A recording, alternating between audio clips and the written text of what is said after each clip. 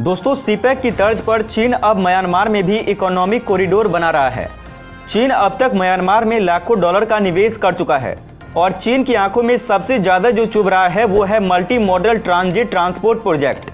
चीन भारत म्यांमार के कालादान प्रोजेक्ट को पूरा नहीं होने देना चाहता है। इसी वजह से इंसर्जेंट ग्रुप को पैसा और हथियारों की मदद कर रहा है।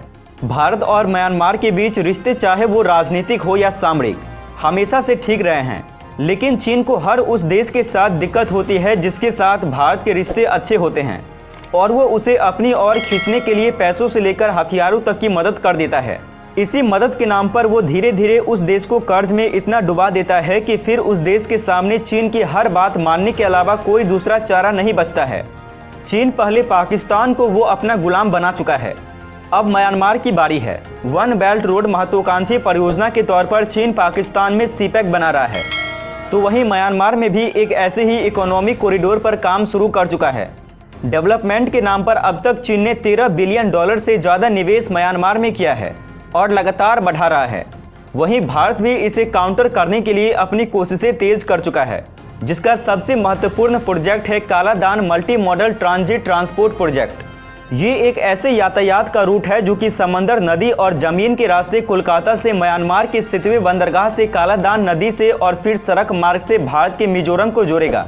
इस प्रोजेक्ट के बन जाने के बाद भारत के उत्तर पूर्व राज्यों से बाकी देश से जोड़ने के लिए एक और वैकल्पिक रास्ता मिल जाएगा।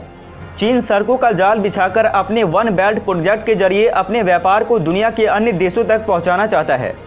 पाकिस्तान में सीपेक के जरिए चीन अरब सागर तक अपनी पहुंच बना रहा है, तो उसकी मंशा व्यापार के रास्ते हिंद महासागर तक पहुंचना है। इसी के लिए वो म्यांमार में बंदरगाह को भी डेवलप कर रहा है।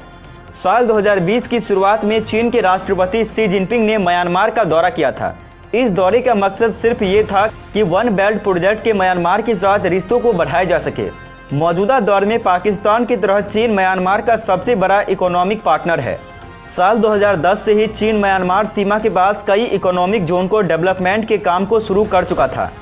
चीन तो म्यांमार में तेल और गैस के पाइपलाइन का जाल बिछाना चाहता है ताकि समुद्र में दूसरे देशों से तकरार के बाद भी उसके एनर्जी ट्रेंड में कोई बाधा न आ सके। साल 2019 में भारतीय सेना और म्यांमार की सेना ने मिजोरम में मिलकर एक ऑपरेशन चलाया था जिसका नाम ऑपरेशन सनराइज दिया गया था, जिसमें बड़ी तादाद में उत्तर पूर्व के इंसर्जेंट ग्रुप के ठिकानों को निशाना बनाया गया था।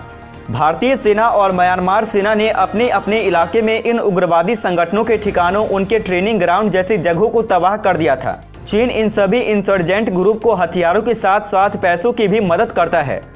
अच्छा सुनो, चैनल को सब्सक्राइब करो, उसके बाद घंटी बजा देना ताकि अगली वीडियो आपसे मिस ना हो पाए। Thank you.